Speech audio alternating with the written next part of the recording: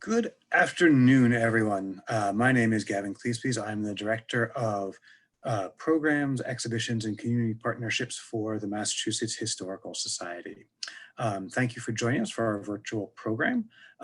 Today, we will discuss LeeAnna Keith's new book, When It Was Grand, The Radical Republican History of the Civil War. LeeAnna Keith teaches history at the Collegiate School for Boys in New York City. She is also the author of The Colfax Massacre, The Untold Story of Black Power, White Terror, and the Death of Reconstruction. She will be interviewed today by Kanisorn Wongsrichanalai. Dr. Wongsrichanalai is the Director of Research at the Massachusetts Historical Society. He received his PhD from the University of Virginia, and prior to coming to MHS, was an associate professor in the Department of History at Angelo State University in Texas. So, without further ado, I am going to turn it over to Dr. Wongsrichanalai, who will begin the program. Thank you. Very good. Thank you, Gavin, and good afternoon, everyone. Thank you for joining us today. Next Wednesday, the 15th of April, 2020, is the 100th anniversary of an armed robbery that took place at the Slater and Morrill Shoe Company in Braintree, Massachusetts. Authorities at the time identified and arrested Niccolo Sacco and Bartolomeo Vanzetti for the crime. Their second trial, which took place in 1921 in Dedham and resulted in their death sentences, brought international attention to the case. There's no doubt that anti-immigrant and anti-Italian sentiments influenced law enforcement officials in the case. At that particular time, 100 years ago, American society was greatly concerned with issues that still lingered after the end of the Great War. The Bolshevik Revolution had recently swept the old Russian royal family out of power and promised to support communist uprisings around the world. Anarchists had been associated with a long-suffering labor movement in the United States at that point, and indeed, an anarchist had assassinated President William McKinley in 1901. Many Americans thus feared that their system of government and their way of life was threatened. In short, they were wary of radicals and radicalism. Such sentiments made their way into historical writing and scholarship as well. Historians, of course, are products of their times, and their scholarship often reflects the era it was written in as much as it informs us about the past. And so, the scholarship from the early decades of the 20th century criticized radicals and treated them rather harshly. Abolitionists were viewed as troublemakers who had agitated the nation into a devastating war that killed 700,000 Americans. It took decades and several social movements before new generations of historians began rethinking the portrayal of radicals, abolitionists, and radical Republicans. Those are the subjects of LeeAnna Keith's new book, When It Was Grand, The Radical Republican History of the Civil War. So, to start off, Dr. Keith, can you tell us how and why the reputation of these radicals at the heart of your book has changed so much in the past few decades, and what motivated you to write this book? Right. Well, the short answer is racism, right? That there used to be a stronger, much more open, much more widely subscribed idea that Black people were inferior to whites, and that therefore any political movement that aimed to empower African Americans was one that was illegitimate. That was a view that was very powerful in lots of walks of life, the film industry, many important works of literature shared this point of view, and it was certainly true that the historical profession was one of the most important voices that argued for condemning the Civil War and Reconstruction for its efforts to take Black people out of slavery and to elevate them to the status of full citizens of the United States, especially as voters in US elections. That was enough to make a lot of people feel that the radical Republicans didn't have the national interest at heart. And therefore, you're responding to this by writing this book, as this it's part of this trend in recent scholarship, where we've taken another look at men like John Brown, William Lloyd Garrison, and the like. Right. I'm hardly the first person. And even during the sort of low point of race relations in the United States, when many of these books were published, the period between World War I and World War II, there were historians working, like W.E.B.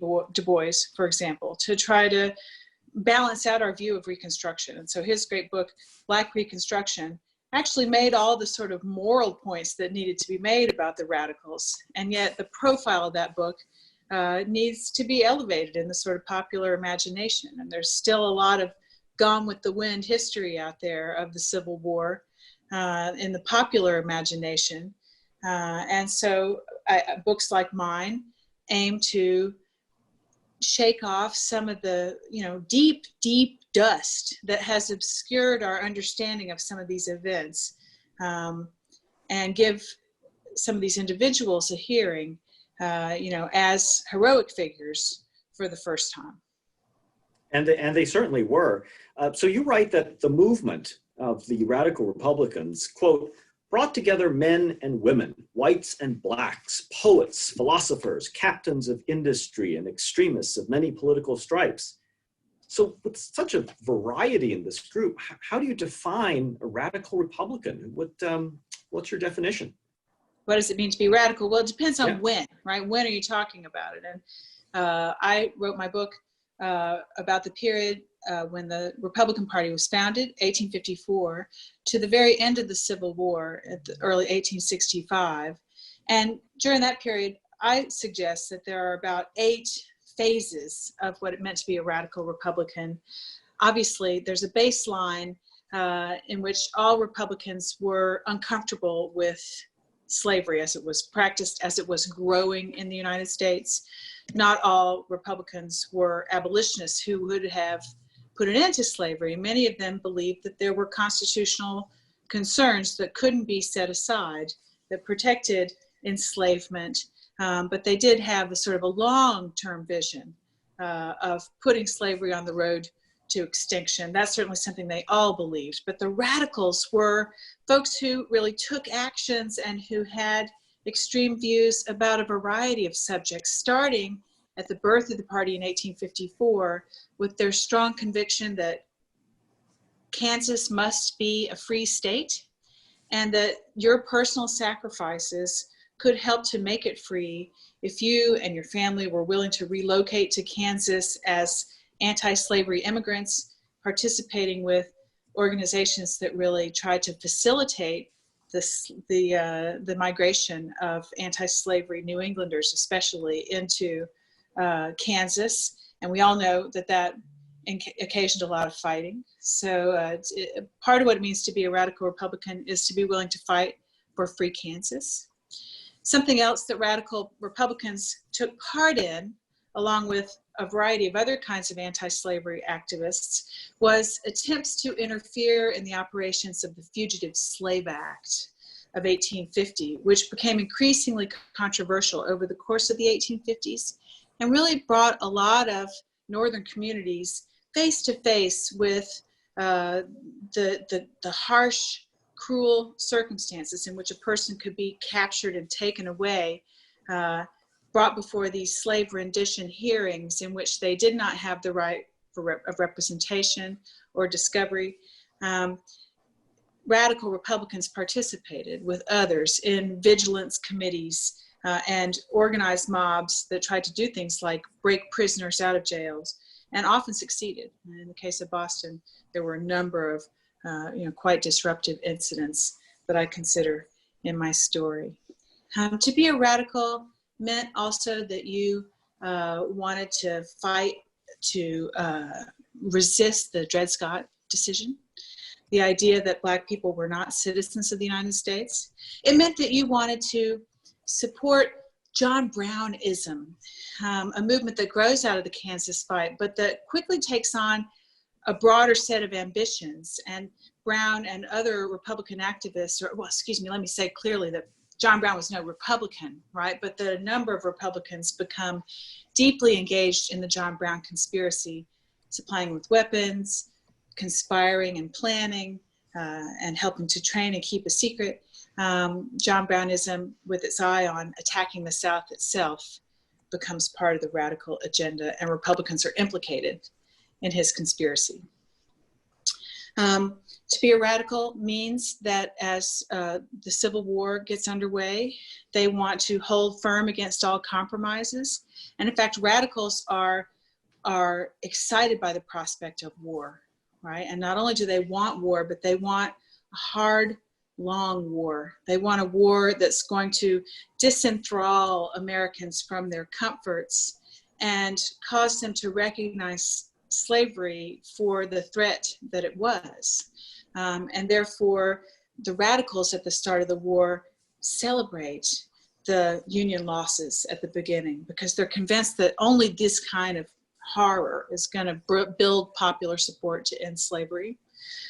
They very much want to see the war take aim at slavery. And so to be a radical in the war years meant to embrace military emancipation, first under the so-called contraband policy that recognized the idea of property in slaves, but did give the Union armies a rationale for seizing enslaved persons brought in the vicinity of military operations or who brought themselves into the vicinity of military operations, to seize them, to protect them, and later through the Emancipation Proclamation to try to free larger numbers.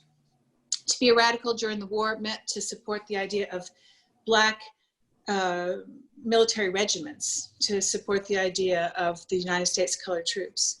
And first, illegally, on the margins of the war, radicals helped to build Black military organizations. And then later, with the full-throated support of the Lincoln administration, the War Department goes into the blackest parts of the country, places like the Mississippi River Valley, to recruit soldiers and form new regiments.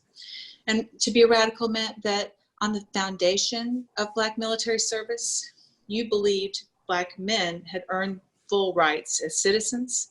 And even before the war ended, the Lincoln administration had come to recognize the citizenship of African Americans, and the first ideas about Black voting rights began to circulate. Even Lincoln himself advocating that intelligent or educated Black men and veterans of the armed services be empowered with the vote.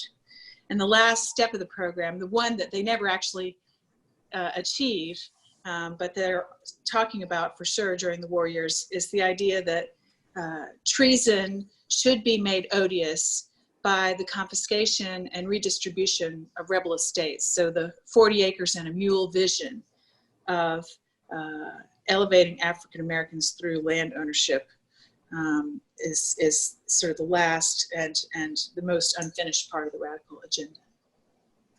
It certainly seems like there is a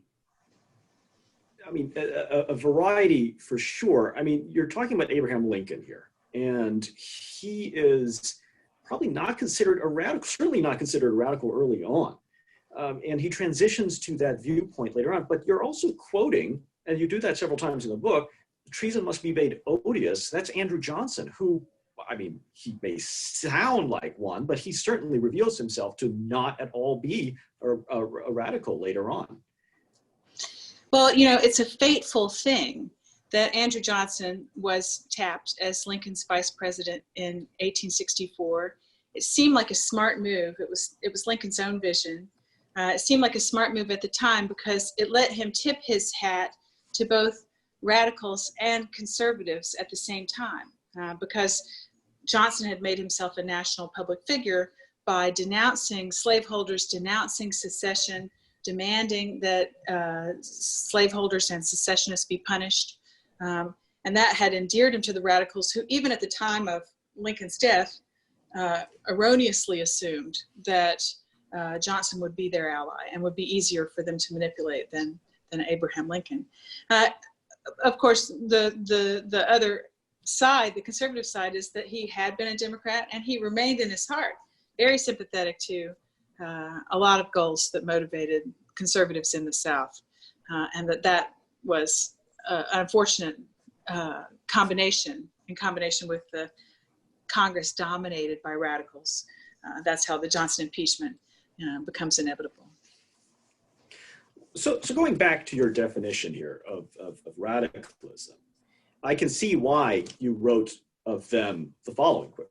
Their attention to the problem of race relations in American life made the radical Republicans the most courageous elected officials in our history. That's a very bold statement there. What do you think made them so courageous? What was their motivation? Well, it's the emergency, the moral emergency of enslavement, the sense that the nation itself was being corrupted in really fundamental ways, and that democracy itself was at risk, that our constitutional system had been fatally imperiled by slave power and by the increasing economic might of the slave states. That emergency, which again and again in their communications, they refer to it as the wolf, right? They say, well, we're ultimately the party of wolf killers because we have addressed this most fundamental issue in American life. And abolitionists who make up the radical wing of the party, they've been studying the problem of slavery for a long time, and they are aware of the horrors, corporal punishment, the separation of families and the breakup of marriages, sexual abuse. They had been sensitized to those things that gave them a sense of moral emergency. And then as the war breaks out, and I think there is a little lack of caution in that sentence when I say the most courageous elected officials, because it's certainly true that I'm studying a lot of unelected public officials, people like generals in the Army, the Secretary of War, the Adjutant General of the Army, people who form organizations like the Union League Club or the Western Sanitary Commission. Not all of them are elected, right? But they're all in the public service and in the public eye. And war has a way of galvanizing their moral sense, their sense of emergency, and their willingness to make sacrifices. And that shapes their political agenda in a way that subsequent generations have not had that kind of emotionally roiling experience. You know, that they are looking right in the eye of something more dangerous and more despicable than really is a common experience. I mean, especially as a first-hand experience for large numbers of Americans. Well, you also write that they had a view that the Democrats had become the party of extremists, that the Democrats are the ones who are threatening the Union at this particular time. And so they're responding sort of in turn with what they see as as the solution. And for a lot of them, though, the solution is violence, violence to achieve these political ends. You write this a couple of times. So at one point you say that these radicals, quote, acted with the righteous conviction that their advocacy served the greater good. When ordinary governmental processes failed them, they readily embraced extraordinary, indeed revolutionary tactics. Later on, you also write, the radicals did not disavow the possibility, indeed the certainty, that their hoped-for capture of the system would result in violence.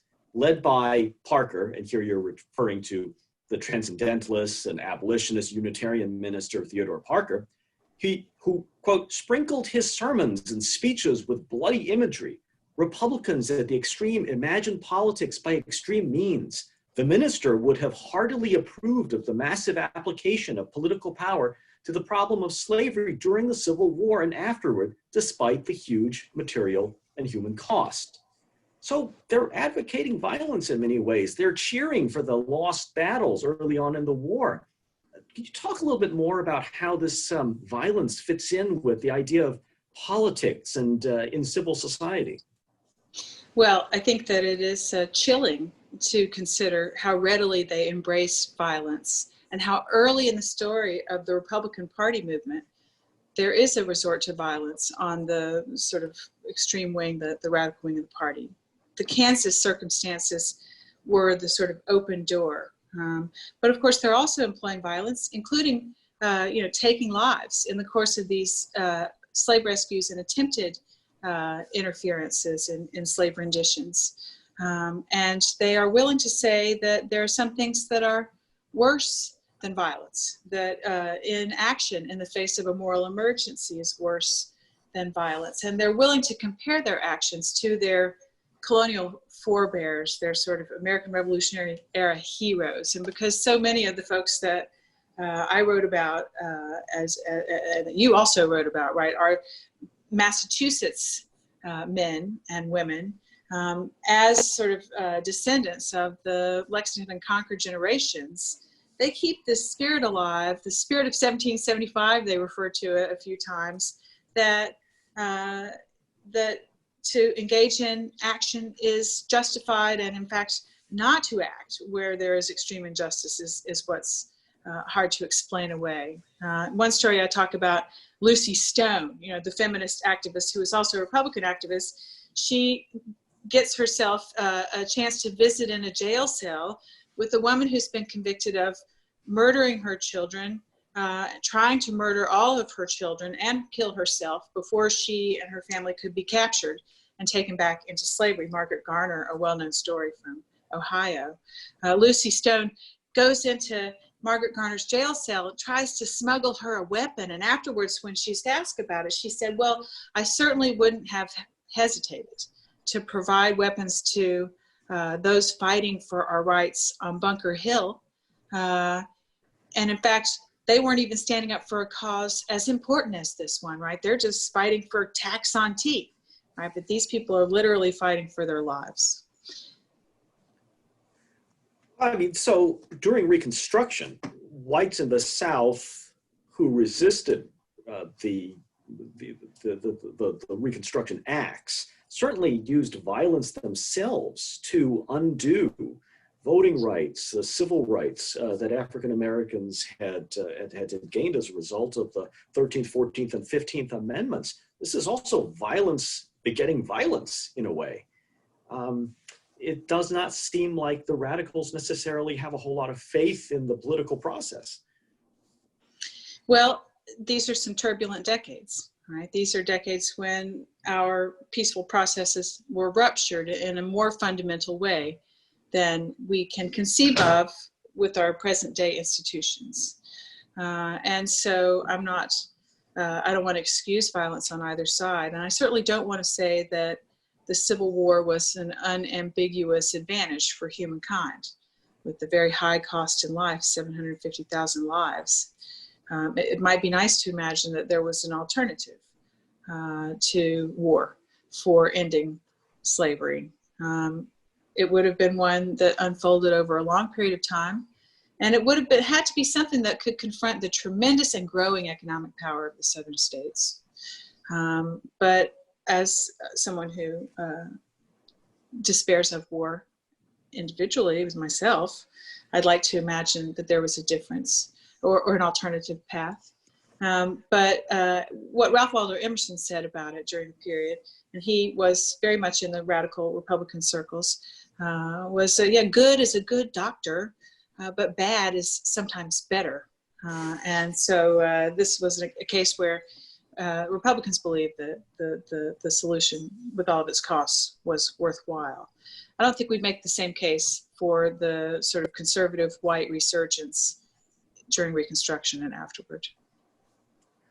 I mean, so speaking of the different nature of political institutions and political life in the 19th century, a lot of the people you refer to in your book, in these pages, they switched allegiances and alliances quite rapidly and quite dramatically. James Lane, Benjamin Butler, for example. Could you talk a little bit about more about the malleability of these political positions or the motivations for seemingly switching 180 these ideological lines? Why did men like Lane and Butler and Edwin Stanton, who were Democrats, become radical Republicans? And at the same time, why would people like Alan Pinkerton or Chester Arthur, who make appearances in your book, who seem to be on one side before the war, became conservatives? Why did they become conservatives after? Right. Well, part of that answer has to do with the nature of political parties in the 19th century, which were under tremendous pressure as the Democratic and Whig parties were obliterated by the slavery issue. Right? As slavery blasted open the old political alliances, folks found themselves on one or the other side of the divide, many of them made choices to change their allegiance or to join with new organizations like the Republican Party. I think that there was also a tremendous experience of the war in shaping people's political convictions, right? That people like Benjamin Butler, who had been a Democratic political figure in Massachusetts before the war, as he encounters the slavery problem firsthand, as he, especially also as an ambitious politician, as he begins to make a name for himself as someone who can champion an end to slavery or the protection of formerly enslaved people. In his case, you might say it's a cynical move, right? It's a way that he can enhance his own standing and power. And I also believe that there is a tremendous problem of it didn't work very well, the Republican political alliance that they tried to build with white men in the North and black men in the South, a sort of a black-white North-South coalition, proved much more difficult to sustain than many whites in the North were willing to countenance. And so as early as 1872, when the Republican Party splits into two wings during the 1872 elections, there's a loud faction of the party that says, wait, haven't we given enough blood, treasure, energy to the problem of Black people in the South? Can't we look at our own problems, or can't we seek to exploit new opportunities, such as the chance to ally with other whites in the South, in the West? And so essentially what they do is set aside their North-South Black-White alliance for a white-white East-West alliance. Yes, it certainly was a messier time, politically speaking. You describe Frederick Douglass in your book as the Ebenezer Scrooge of July the 4th. And you're referring to Douglass's famous speech where he says, so what is the Independence Day to African Americans? So how hard was it for Black radicals like Frederick Douglass to put their faith in a political party? Right. Well, Douglass certainly takes his time in opening to the Republican Party. Once he does commit, as everyone knows who studies Douglass's life, he becomes a dyed-in-the-wool, dedicated, lifelong Republican and an important person in that party. Even as the party becomes less interested in race relations, they can always look back or look to their relationship with Frederick Douglass to feel good. Douglass, of course, was part of another political anti-slavery movement in the 1850s, the one that was aligned with Gerrit Smith, the Liberty Party, which was a much more pure party than the Republicans, one that wasn't compromised. And of course, Douglass is very interested in the electoral prospects for Republicans, and he wants to see the party succeed, and he wants to see voices within the party, such as Lincoln in 1860. He describes Lincoln as radical enough for his own taste. You know, he waits. He waits to make a commitment, and it really is an emotion or a hesitation that a lot of active Black political people share. The sense that the alliance that the Republicans were offering was not very much, that it was not very deep. And that there were few in the party that you might describe as truly anti-racist, right? Many more who are willing to embrace anti-slavery and other radical causes for good reasons, but who themselves did not associate with other races, and who didn't have in their circle of confidence people of color. The two white men active in politics in the 1850s and 60s who were associated closely with Black people were not Republicans and were strongly opposed to the Republican Party, John Brown and Gerrit Smith. And so Republicans are going to be disappointing, and Black people can see that coming, right? It's obvious to politically active Black people that the white people who make up the Republican movement can choose another path. They don't have to remain committed to the interests of African Americans. And in fact, they're right, that their commitment does not stick and that they are willing to turn their back. By the end of the 1870s, very few of the original radical Republicans, those who have survived, remain active in race relations activities. Some of that also has to do with the alliance that the Republican Party forms with business interests to win the war itself, right? Could you say then that this union of the Republican political party with industrialists and big business to promote this economic agenda, that's ultimately the undoing of this alliance with African American civil rights, in essence. Is the war then the vehicle for which the radicals achieve their aims, but also is the vehicle that breaks that alliance that started the Republican Party in the first place? That's a tough one. I do see that the war points to Northern investment in the South and in the West as an important field for individuals to make their fortunes and to make their names during Reconstruction and afterwards. That there are a large number of industrialists who are very active in the radical wing of the party. The most radical Republican in America, George L. Stearns, comes out of this background. He's a guy from Medford who invented the curved lead pipe, which is a humble sounding invention, but it was quite arduous to produce, working with lead very closely over many years, and very lucrative. Having achieved it and patented it, he's made a key ingredient, in the sort of infrastructure developments of his day and afterwards. There are people there who recognize that Yankees are quite good at these kind of business activities, and that folks in the other sections need the leadership of Yankees in order to make their economies thrive. And yeah, there's big money at stake, especially in railroad development in the West. And there's little to gain for folks that are interested in capitalizing on that kind of opportunity and remaining committed to an issue as controversial and divisive as civil rights for African Americans. Yeah.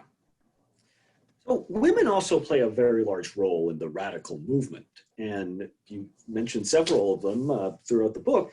Two I was hoping you would talk about are Jessie Benton Fremont, who does not get a whole lot of play almost anywhere, and also Lizzie Booth, whom I had never heard of before.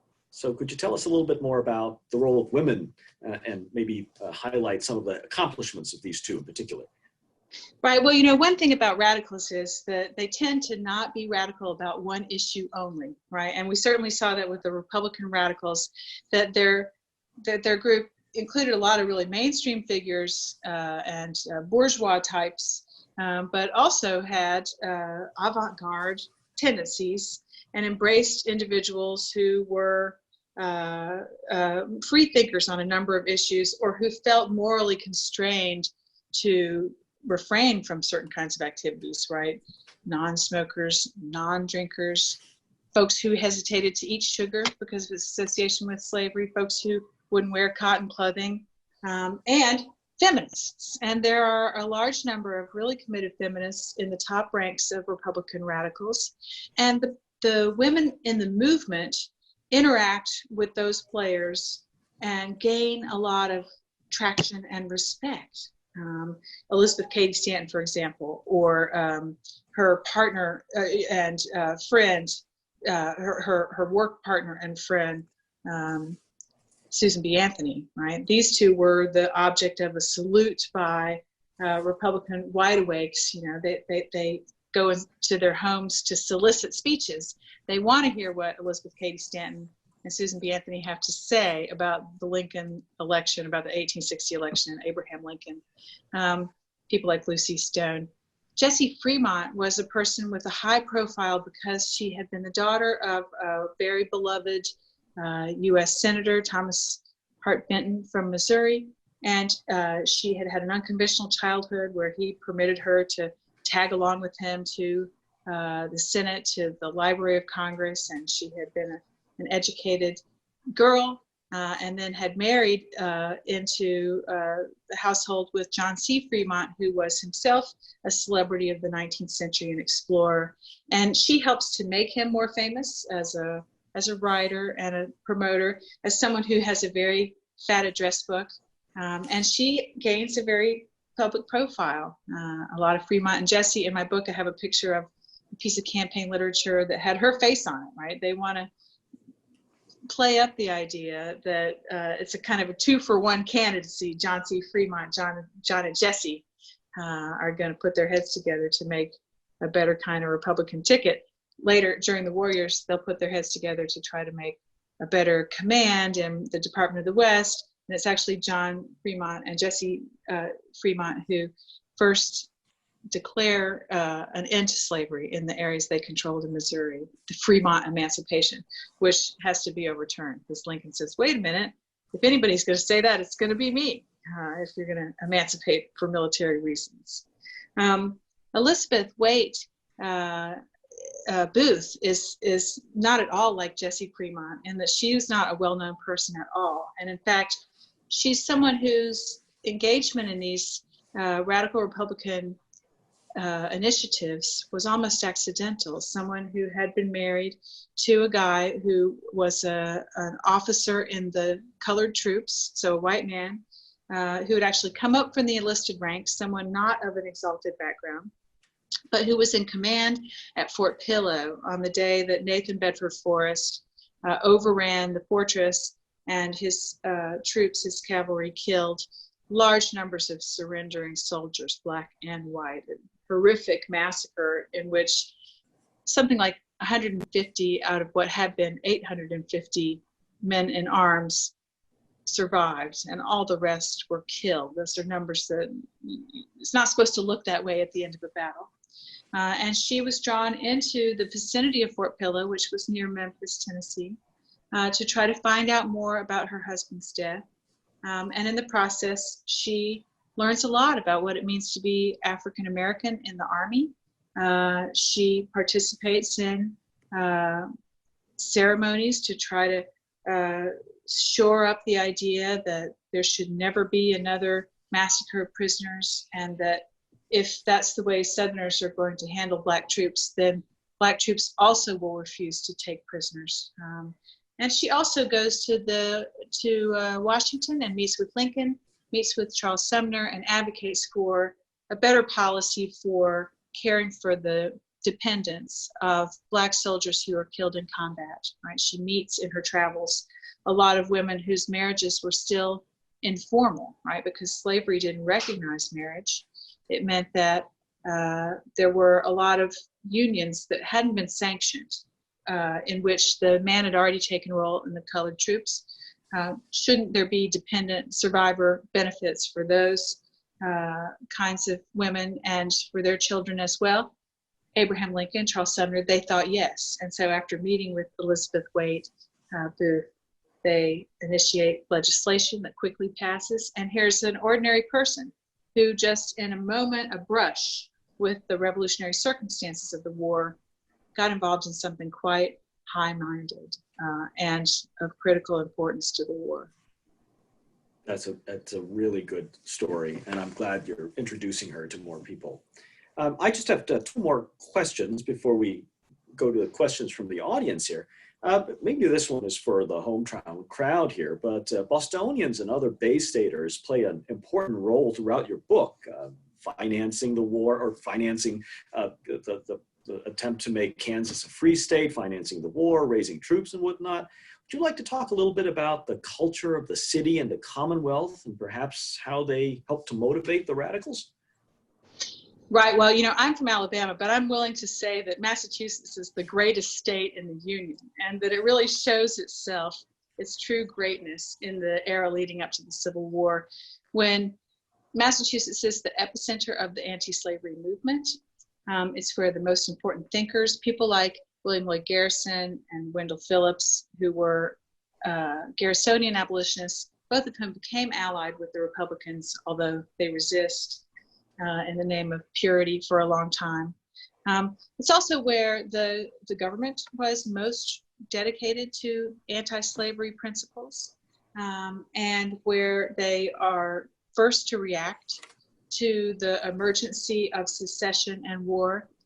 The Minuteman tradition really carries over into the 1850s, and a lot of Massachusetts militia are available at the time Lincoln sends out the first call for state regiments. And so the first troops to be mobilized for combat come from Massachusetts. And that meant that the Massachusetts generals that commanded them became more influential. And the most important of these figures is Benjamin Butler, who's from Lowell, Massachusetts. And he's not he's not a Boston Brahmin, right? But he is somebody with a lot of connections. He is an industrialist, investor in the Lowell mills, and a political figure who had made his name as a Democrat.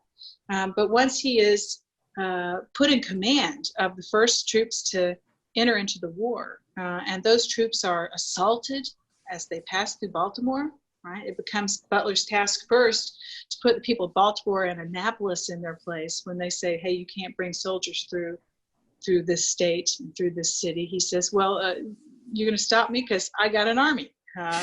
And he also is positioned as the first to command at Fortress Monroe in Virginia, in the vicinity of the practice of slavery. And it's Butler who first conceives of the idea that enslaved persons can be liberated as contraband of war. That raises his profile as well. And in fact, he's going to, all through the war, he's going to get important political assignments again and again, the occupation of New Orleans. Under Butler, there will be a mostly black division of the U.S. Army that stages operations in coordination with Grant's overland campaign in the spring of 1864, the James River Campaign, which is one that very few people have talked about. But from a political point of view, it's fascinating to see, especially these New England-based officers and many African-American men of educated backgrounds from New England and from elsewhere in the country coming together in these United States Colored Troop regiments. These guys are fully aware of the significance of being in a setting like Virginia and moving in military operations through their historic sites and confronting the first families of Virginia, people who, like Bostonians, had a real sense of colonial destiny and preserving a legacy. And that command engages in all kinds of really extreme political acts. Let's flog your master because you've got scars on your back. Can we put scars like that on his back? Let's form a colony where we provide sawmill equipment and captured fishing vessels and nets so that there can be a freedmen's colony here that can thrive. And so their readiness to fight makes Massachusetts officers, the readiness to fight of John Andrew, the governor, they make them the most important players in the Union War. Leaving aside General Grant, right? He's in Massachusetts. And finally, this coming Monday, April the 13th, is actually the anniversary of the Colfax Massacre. That was the subject of your first book that Gavin mentioned in the introduction. The subtitle of that book, again, is The Untold Story of Black Power, White Terror, and the Death of Reconstruction. So this book, when it was granted, is very much a prequel in some ways to your first book. Would you care to connect the two, the stories you're trying to tell? Yes, they're sort of like book and anti-book, because the Colfax Massacre is a really short book about a very sad story, right? About the undoing of all these aspirations to make Black voting rights work, to create secure communities for African Americans in the southern states. It's a story about the defeat of radicalism. And yet in telling that story, I couldn't help but marvel at the way that Republicans, Black and white, were willing to risk their lives in Colfax. And what kind of motivation, how do you come up with that kind of motivation, became a question that I needed to answer. And so how do we create a generation that's willing to take the risks that the radical Republicans of the Reconstruction era took. And how can I tell a story that's just a little more uplifting also, right? Or take it back in time. You don't know how the story ends necessarily, or at least we can imagine that this is a movement that could succeed. And we can give credit, right, to the lasting changes that had been produced by the radical Republicans starting in the war years, right? 13th Amendment is passed in January 65 while the war is still raging, and then continuing in Reconstruction without especially those changes to the Constitution of the United States. It's really hard to imagine how we get to where we are now, right? And how we have the outcomes of the civil rights movement of the 1950s and 1960s succeed. They really made some important and lasting contributions. Gavin, are there questions from the audience? The first question we have is from Nina, and it says, I'm curious whether you find anything in your research that the radical Republicans had to say about the enslavement of indigenous people in the New Mexico and Utah territories. No, of course, there's an amazing new book on that subject, The Three-Cornered War by Megan Kate Nelson, and I urge you to check it out. I go west, but not that far west, right? And even in the Civil War years, my focus is in part in Kansas, where some of the first regiments are formed with people of color and officers of color. And that color was not only Black, but was also Native American representation. And one of the most important radicals in the Kansas fight, both in the 1850s and during the war, is this guy, Charles Blue Jacket. He's Shawnee, and he had for years been collaborating with those who would keep Kansas free and fight out the Missouri border ruffians. And he eventually becomes a Civil War captain. Another story of Native Americans who cooperate with the Union War effort and who engage with the radicals and form colored regiments are the John Ross Cherokee. John Ross, of course, didn't owe the United States anything. He had been hurt as much as anyone by the Trail of Tears removal when he was principal chief of the Cherokee. His own wife had died on the Trail of Tears. But he didn't really see that the Confederates had done anything to give them a greater claim on his loyalty. And so he defects in the middle of the war, brings something like 1,500 braves to fight along with the Union and join a regiment. Also his own son-in-law, who had been a Confederate officer, who has a lot of inside information to share with the Union. And so there are some stories about Native Americans, but not about them being treated unjustly, but about them choosing to work with radical Republicans and sometimes gaining, influential new roles as officers in these new armed forces. Thank you. So we have a hand raised by a person whose name is Barney, I believe. So I'm going to allow this person to talk. So have I unmuted myself? You have. I can hear you. This is my very first time on this technology. And I have a question that perhaps may, I'll just try it out. It's a question about the lessons of history. And we live now in a very divided time, not yet, thank God, a civil war. And I'm of the generation that became adults in the era of Kent State and the Weather Underground, violence, in a sense, on both sides. And I'm wondering, you've been immersed in this study of an even more violent, even more divided time. Are there lessons to be learned? If a fifth grader says, well, what are the lessons to be learned? I'll throw that one at someone who knows a lot.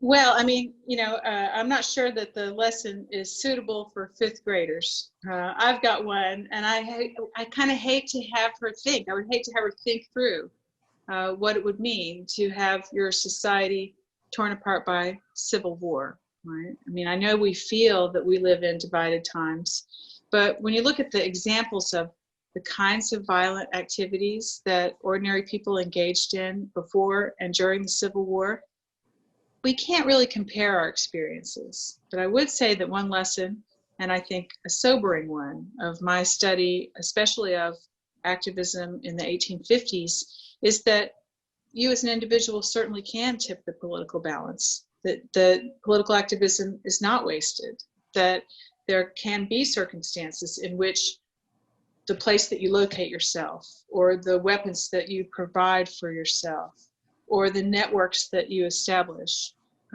your willingness to confront slave catchers face to face using your own body, right? That if you put your body in the service of your ideals, you can produce change. Not all that change is welcome and comfortable, right? And that's the lesson that John Brown taught his generation, right? One thing that they celebrated about Brown in radical circles was what Henry Thoreau said, that he had advertised to us that there was such a thing as death, right? That to die in a noble cause is worthwhile. That's not a lesson that I really want to pass on to this generation. And thankfully, this book is not really about our moment, even if it does have some resonances with our times. So Richard sent in the question, many of the abolitionist radicals started out as Garrisonian pacifists, but by the late 1850s, they were openly supporting more violent means, i.e. John Brown, to end slavery. Can you explain how and why this shift occurred? Right, even Garrison, right? He's on the hot seat more than anyone, because as the Republican Party movement becomes more and more influential, there's more and more pressure on Garrisonian abolitionists who had forsworn all compromise, right? That's what it meant to be a Garrisonian, right? The Constitution is an agreement with hell, a covenant with the devil signed in hell, because it means that you've recognized the prerogatives of slaveholders, and you haven't drawn a fundamental moral line saying that you won't have it, right? And war and violence, even the kind of violence engaged in by vigilance committees seeking to interrupt fugitive slave renditions, you know, that this was putting your own moral health at risk. But the emergence of the war changes that whole perspective, because it's violence, right? The first violence is directed by Southerners at Northerners who are engaged in the relatively peaceable pursuit of trying to resupply an armed depot, right? They're not firing weapons. And as the war gets underway and the extreme violence is demonstrated, yeah, it's harder and harder to say that we don't reciprocate with the same kind of violence. And so people like Garrison, who, you know, famously appeared in 1854 in front of an upside down American flag edged with black, right? He's going to put a flagpole outside the offices of the Liberator. He's going to raise the stars and stripes up there, pointing in the right direction, right? So he certainly changes. And the whole calculus about your moral duty in the face of violence is transformed by the war, by violence on such an unprecedented scale. So we have Mitchell, who we can allow to speak. LeeAnna, I actually had a question about historiography, the subject with which you began your talk. And I think your point obviously is very well taken, in that each generation interprets the past out of its own concerns and interests, especially racial attitudes. But I'm thinking of, in the late 1930s, the work of revisionists like James G. Randall. And I guess I wanted to ask, his concerns seem to be, in a way, with the viability of a political system or its breakdown because of this agitation. And I'm wondering, do you think we are past now as a profession thinking about those kind of questions? Or do you think that there's still some relevance to ask about, not so much assigning blame, but, you know, did the political system essentially break down because of this issue of slavery? So your question is, should we do I agree with the idea that critiquing the collapse of the whole political system is the right task for historians? Or is still a viable or relevant task for some historians who may want to pursue it? I hope that distinction helps. I mean, I certainly think that historians are remiss if they don't look at periods of upheaval and say, why did this happen, right? And I think that historians can excuse themselves from the duty of making recommendations or saying what should have or could have happened. But I still think to examine the context in which choices were made casts an important light on how individuals and parties and elected officials should approach political choices. So that in the 1850s, for example, it felt like a great victory for the Democrats that they had control of the Congress, that they had control of the presidency, that they were disproportionately represented in the federal judiciary, that they were able to, by means of the Dred Scott opinion, invalidate the whole idea of the Republican Party and say that there's no check on the power of slavery, that slavery will grow and that its growth is unstoppable.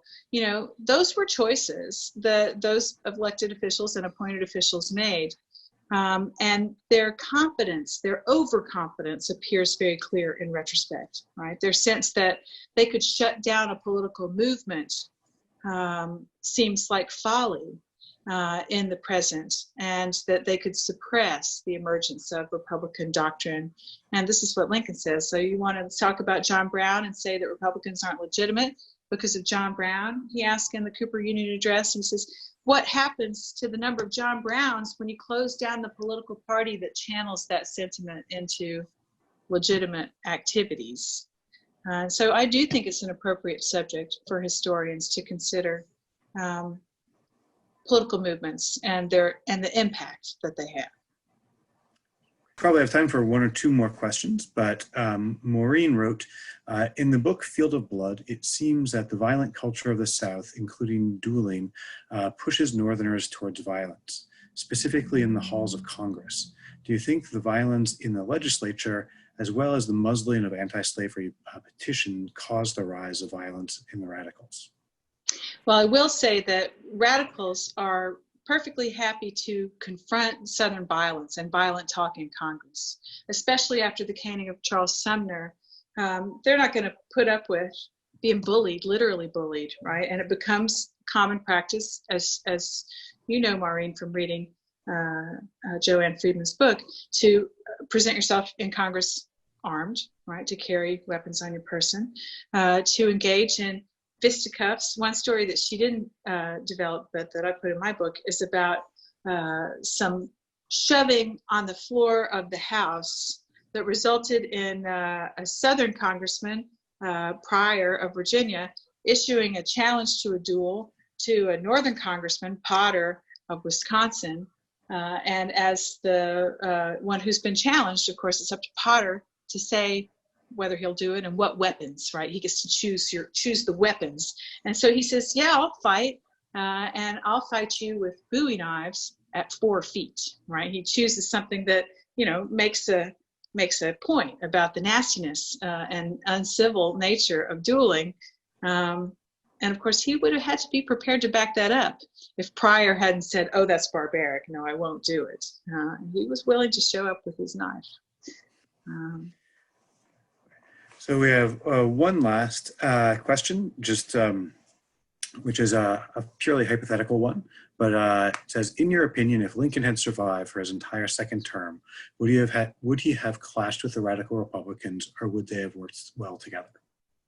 Well, yes and yes is my answer, because he always clashed with the radical Republicans and they always worked well together. They didn't see it that way, right? They didn't perceive themselves to be working in harmony with Lincoln and helping him toward his goals. They perceived him to be antagonistic to their goals or indifferent and only responding to their goading pressure and the military necessities presented by the war. But Lincoln knew that they didn't hold him in high esteem, right? They're not friendly to me. He said, gosh, they're the unhandiest devils in the world, was his quotation. And yet he needed them. He needed them to push the ideas that he knew would win the war and protect the Union in the long term. He came to agree with them that the existence of slavery posed a threat to the survival of the Union.